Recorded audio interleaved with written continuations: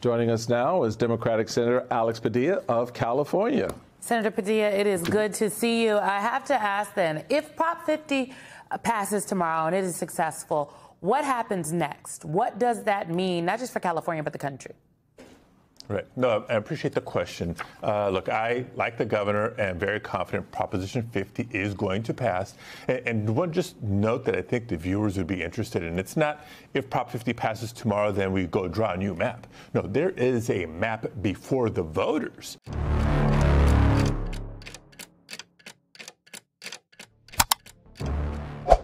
A humilhação não começou com gritos.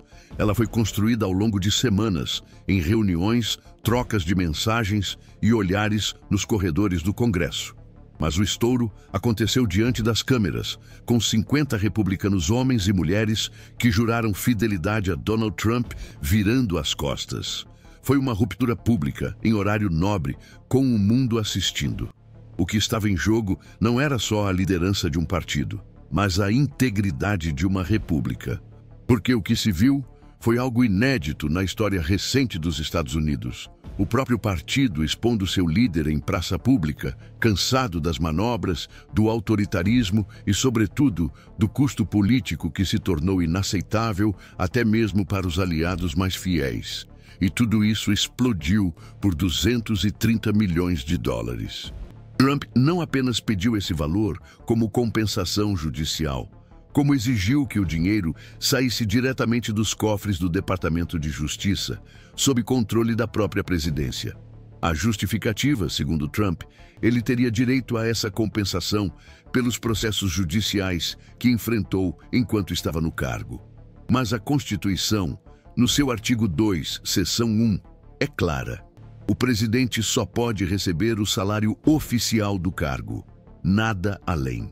Nem acréscimos, nem compensações, nem favores indiretos. E mesmo assim, ali estava ele, exigindo quase $250 bilhão, como se a máquina pública fosse sua conta bancária pessoal. A reação foi imediata. Membros do Congresso, juristas, analistas e até figuras do próprio Partido Republicano vieram a público questionar a sanidade e a moralidade de tal pedido. O que parecia impensável meses atrás agora era evidente. Trump estava isolado. Mas o golpe mais duro veio do próprio presidente da Câmara, Mike Johnson, que ao ser questionado pela imprensa sobre o caso, desviou. Primeiro disse que não havia lido a reportagem. Depois, afirmou que não conversou com o presidente. E finalmente admitiu que não tinha opinião formada. Não porque não soubesse o que pensar, mas porque, segundo ele próprio, não havia recebido orientação da Casa Branca sobre o que dizer.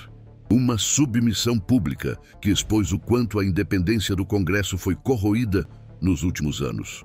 Porque um verdadeiro líder, ao ser confrontado com uma questão tão grave, deveria reagir com posicionamento. Mas Johnson hesitou por medo. Medo de contrariar aquele que transformou o Partido Republicano em sua propriedade pessoal. E é aí que a situação fica ainda mais grave. Porque o mesmo Trump que pede dinheiro público como indenização pessoal é o presidente que destruiu parte do histórico East Wing da Casa Branca para construir um salão de festas bilionário, cujas obras foram ocultadas da população enquanto a fome batia na porta de milhões de americanos. A ironia é que enquanto ele exige 230 milhões para si, mães e crianças em situação de vulnerabilidade descobrem que o programa de assistência alimentar SNAP será suspenso. A decisão foi fruto direto de cortes aprovados pelo Congresso sob orientação do próprio Trump, que priorizou isenções fiscais para os ultra-ricos em detrimento dos mais pobres. Um corte de 187 bilhões de dólares, o maior da história do programa. Famílias inteiras deixadas para trás, enquanto um presidente tenta enriquecer com base em sua própria narrativa de vítima. Tudo isso em meio a um shutdown do governo que já dura semanas e que foi provocado, mantido e explorado politicamente para forçar concessões. Um bloqueio orquestrado como arma contra o Congresso, contra o povo e contra os próprios funcionários públicos, muitos dos quais estão sem salário há semanas, enquanto as disputas ideológicas continuam sendo jogadas como peças de xadrez. A situação se agrava quando descobrimos que o Congresso está completamente paralisado por escolha deliberada. A Câmara dos Representantes está fora de sessão há mais de um mês, algo nunca visto antes durante uma crise de shutdown. Normalmente, nesses momentos críticos, o Congresso trabalha em tempo integral, inclusive aos fins de semana, para tentar chegar a um consenso.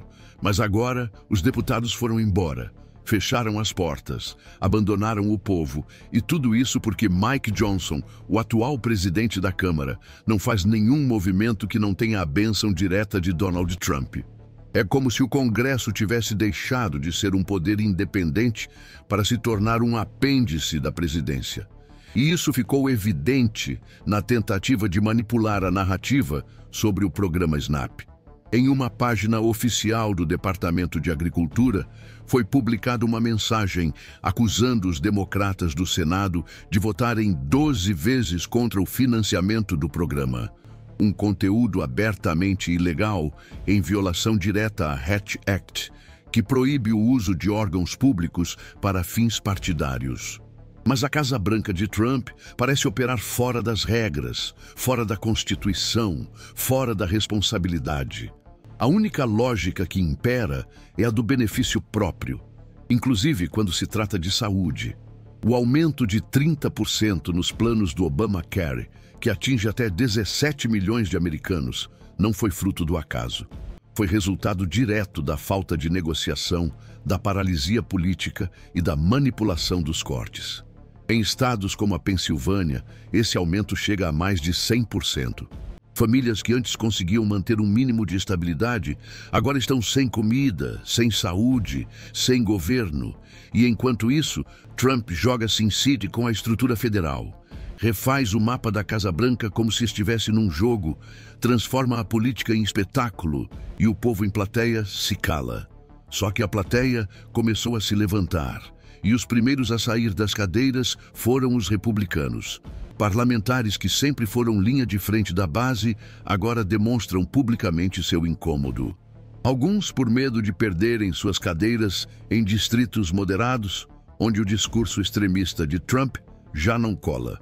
Outros por perceberem que continuar apoiando cortes em saúde, alimentação e funcionalismo público só para garantir isenções fiscais aos milionários.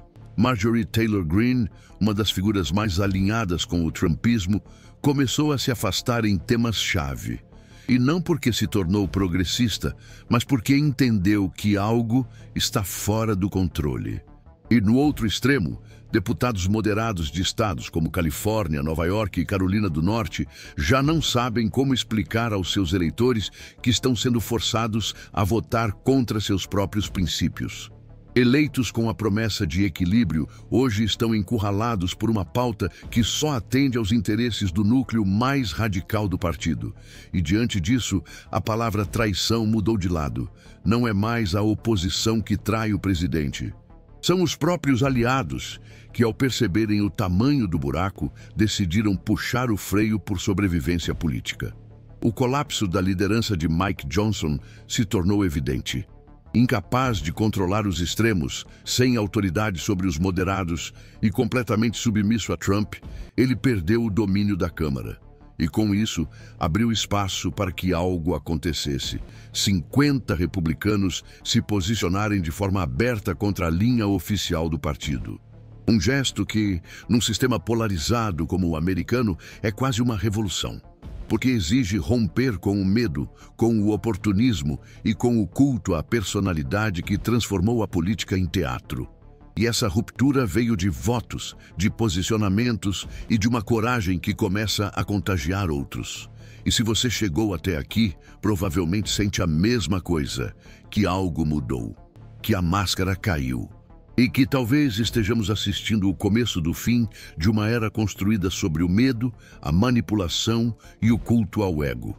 Se você acredita que essa verdade precisa ser mostrada a mais pessoas, deixa o like nesse vídeo, se inscreve no canal e escreve nos comentários. Eu vi tudo mudar, porque o seu comentário pode fazer com que esse vídeo chegue a mais gente. E talvez ajude alguém que ainda está preso a enxergar o que está acontecendo diante dos nossos olhos. A ruptura que aconteceu em público é só a ponta do iceberg.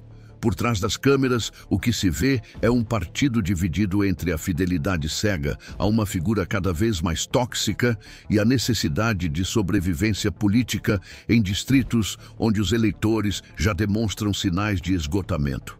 A rebelião de 50 republicanos não surgiu do nada. Ela é fruto de meses, talvez anos, de acúmulo. Acúmulo de vergonha, de contradições, de promessas não cumpridas. Muitos desses parlamentares foram eleitos com a bandeira da responsabilidade fiscal, da proteção das instituições, do respeito à Constituição. E agora se veem obrigados a defender cortes bilionários em saúde e alimentação, enquanto Trump tenta embolsar 230 milhões de dólares do próprio Tesouro Nacional. É indefensável. Nos bastidores, o que se escuta é frustração. Não são apenas os moderados que estão falando. Até mesmo figuras do núcleo mais conservador já reconhecem que a liderança de Trump se transformou em um fardo. Um deputado de Ohio que pediu anonimato por medo de retaliação foi direto. Não dá mais para fingir que isso é normal. E esse sentimento está se espalhando. O controle emocional de Trump sobre o partido está sendo substituído por um clima de desconfiança e ressentimento. Muitos lembram que ele não apenas exigiu submissão, mas também promoveu humilhações públicas, punições veladas e perseguições internas. Deputados que ousaram discordar em votações menores foram ameaçados com boicote de campanha, corte de verbas partidárias ou exposição pública. Agora, com as eleições se aproximando e o cenário nacional cada vez mais instável, esses mesmos parlamentares começam a perceber que continuar amarrados à figura de Trump pode significar o fim de suas carreiras políticas. E isso explica a mudança de tom. De um dia para o outro, começaram a surgir discursos pedindo equilíbrio, moderação e diálogo bipartidário. Palavras que haviam desaparecido do vocabulário republicano nos últimos anos. Mas talvez o mais importante tenha sido o retorno de um termo que parecia esquecido: responsabilidade. Um congressista da Carolina do Norte disse em plenário que era hora de relembrar o que significava representar o povo, e não uma figura política. A fala, curta e direta, provocou aplausos significativos, porque numa bancada onde até um suspiro pode ser interpretado como rebeldia, o simples fato de se aplaudir já indica uma fissura. Enquanto isso, Trump tenta minimizar os acontecimentos. Em discursos recentes, chegou a afirmar que tudo não passa de uma encenação da mídia, que os republicanos seguem unidos e que o partido está mais forte do que nunca. Mas os números desmentem. Pesquisas internas encomendadas por lideranças do partido mostram queda significativa na aprovação de Trump em regiões-chave. Em estados como Wisconsin, Michigan e Arizona, ele já não representa uma força mobilizadora. Pelo contrário, sua presença tem afastado eleitores indecisos e causado desgaste entre os próprios republicanos. O reflexo disso aparece na forma como os parlamentares estão se posicionando. Em reuniões fechadas, alguns sugerem que é hora de pensar num plano B para a candidatura presidencial. Outros defendem um afastamento gradual, sem confronto direto, mas com sinalizações de independência. A estratégia, segundo eles, é preservar o núcleo conservador. Mas Trump não é do tipo que aceita ser deixado para trás. Nos últimos dias, intensificou ataques a congressistas que demonstraram qualquer sinal de autonomia. Chamou alguns de traidores, outros de fracos, e até ameaçou expor conversas privadas para desestabilizá-los publicamente. O medo do revide ainda paralisa muitos, mas já não basta para controlar a todos. E enquanto a tempestade cresce dentro do partido, o povo americano assiste à distância com frustração e cansaço.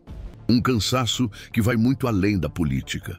É o cansaço de ver o governo parar por caprichos, de ver programas essenciais como o SNAP serem cortados enquanto bilionários acumulam privilégios, de ver hospitais lotados enquanto o debate gira em torno de quem controla a narrativa.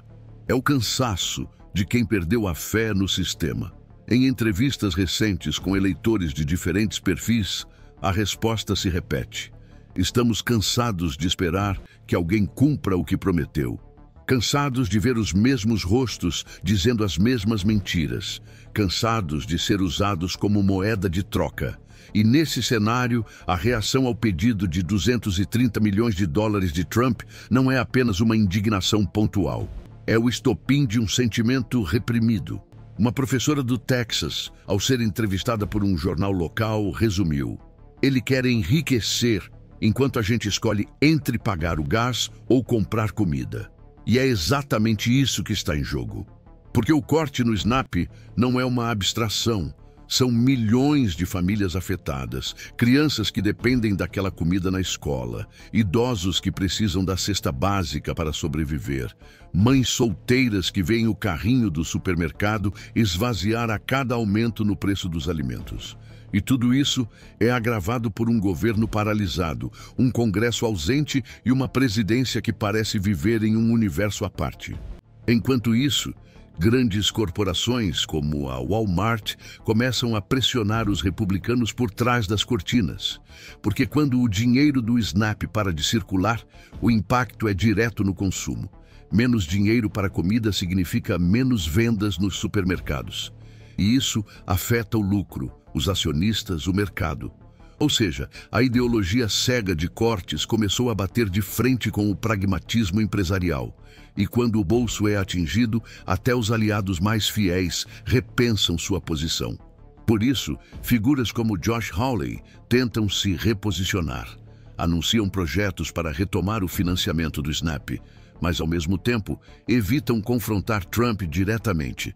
É um jogo duplo que pode acabar a qualquer momento, porque a base está observando. E os eleitores também. Quando um senador propõe reverter os cortes, mas continua votando com o presidente, a incoerência se torna gritante e essa contradição é percebida. Não há mais espaço para o cinismo político de dizer uma coisa e fazer outra. As redes sociais amplificam tudo. Os vídeos se espalham. As falas são confrontadas com os votos. E a mentira, antes protegida pelos bastidores, agora é desmentida em tempo real. E é por isso que este momento é tão importante, porque estamos vendo um sistema começando a se corrigir por dentro. Não por altruísmo, mas por necessidade. E talvez essa seja a janela de oportunidade que ainda resta. Se você está assistindo a esse vídeo e sente que essa crise também te afeta, eu te convido a fazer parte dessa conversa. Comenta aqui embaixo: eu também estou cansado. Escreve isso, copia e cola. Compartilha com quem precisa ler.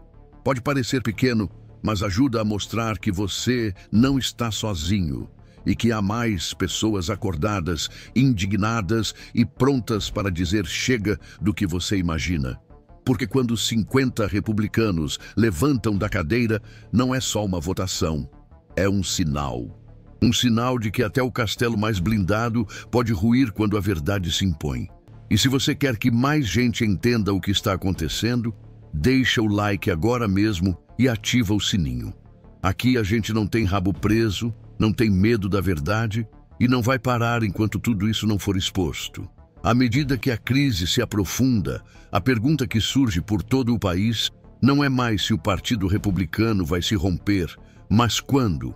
Porque o que antes era um incômodo velado se transformou em insatisfação pública. E o que era silêncio cúmplice agora virou voz indignada. A tentativa de Donald Trump de arrancar 230 milhões de dólares do Departamento de Justiça, enquanto o país está paralisado, famílias passam fome e o Congresso se dissolve em sua própria omissão, se tornou o símbolo perfeito do colapso moral que tomou conta da política norte-americana. E o mais chocante é que essa tentativa foi feita com a naturalidade de quem acredita ser intocável, de quem age como se os cofres públicos fossem uma extensão da sua carteira pessoal. Não houve cerimônia, não houve disfarce. Houve apenas a convicção de que tudo é permitido quando se tem poder, mesmo que esse poder esteja corroendo a democracia por dentro. Só que esse jogo está desmoronando. O apoio incondicional que sustentava Trump nos bastidores agora enfrenta queda. A imprensa não consegue mais ignorar. Os aliados não conseguem mais justificar, e os cidadãos, que antes se dividiam entre torcedores apaixonados e críticos, agora se levantam em uma terceira postura, a de quem exige responsabilidade, prestação de contas, decência. Porque esse momento já não é mais sobre esquerda ou direita, é sobre sanidade institucional. É sobre não permitir que o executivo concentre poder a ponto de dobrar o legislativo. É sobre defender um país em que programas como o SNAP não sejam colocados de joelhos enquanto o presidente reforma o salão de festas da Casa Branca como se estivesse decorando um cassino pessoal. Os cortes que atingem a base da sociedade estão sendo sentidos nas ruas, nos supermercados, nos consultórios médicos e nas escolas. E a dor que nasce disso não é só econômica, é a dor de ser deixado para trás. De ver que o governo que deveria proteger está mais preocupado em manter aparências do que em resolver problemas reais.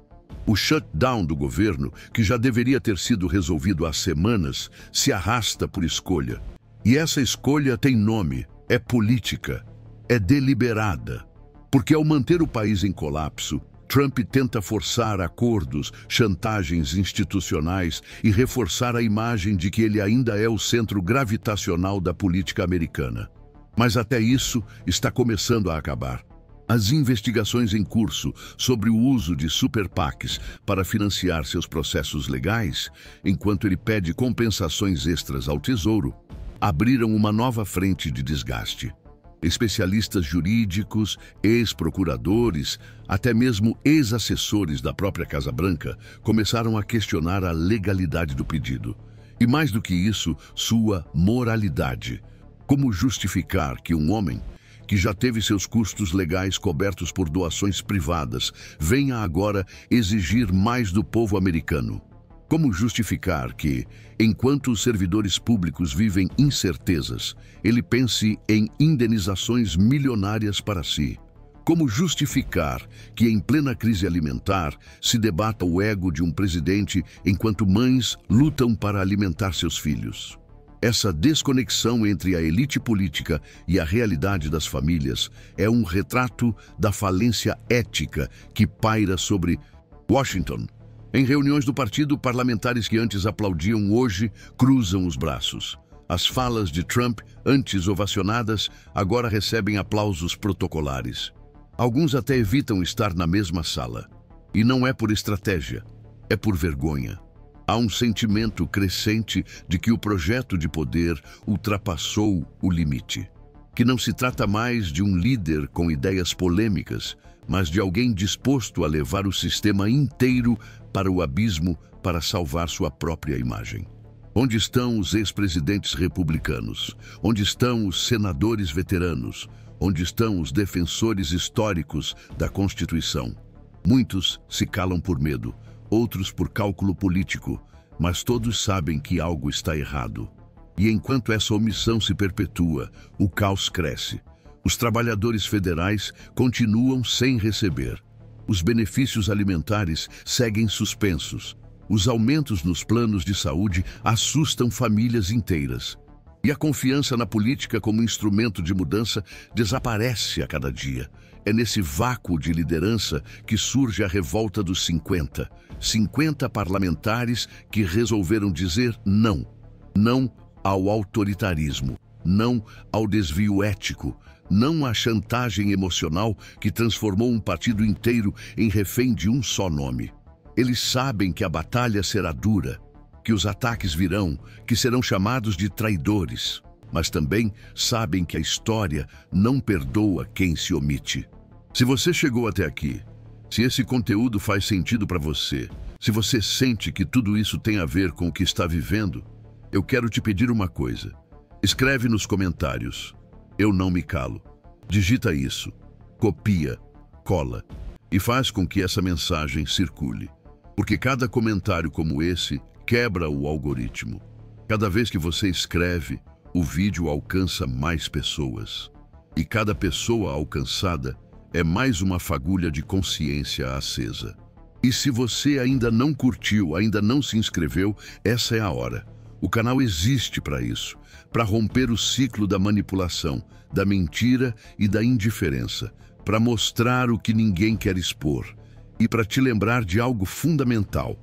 Você não está sozinho. Tem muita gente acordando, muita gente cansada de ser enganada e muita gente disposta a lutar por um país mais justo, mais humano, mais responsável. A queda de Trump pode não acontecer de uma vez. Pode ser lenta e cheia de contratempos. Mas o que vimos no Congresso foi o começo de algo novo. Uma rachadura que pode virar ruptura. Um basta que pode virar reconstrução. E se essa reconstrução for possível, ela vai começar com gente como você. Gente que assiste, entende, sente e age. Gente que se recusa a ser espectador. Gente que levanta, comenta, compartilha. Porque no fim, a diferença entre o caos e a mudança está em quem tem coragem de dizer em voz alta o que muita gente só sussurra por dentro.